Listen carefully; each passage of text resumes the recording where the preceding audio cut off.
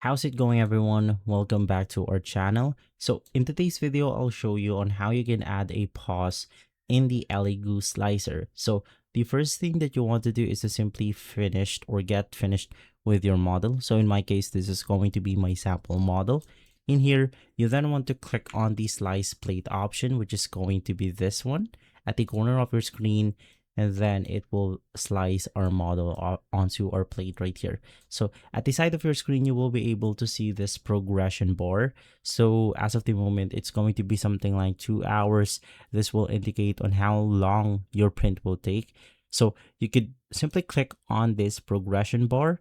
You will see the G code right here, and you will see the progression of your print. So just navigate through the part where you want to apply the pause. In my case, it's going to be this one. I'm going to right click on it, click on add pause, and then of course you can add multiple if you want to. It will indicate the pauses by this orange alert right here.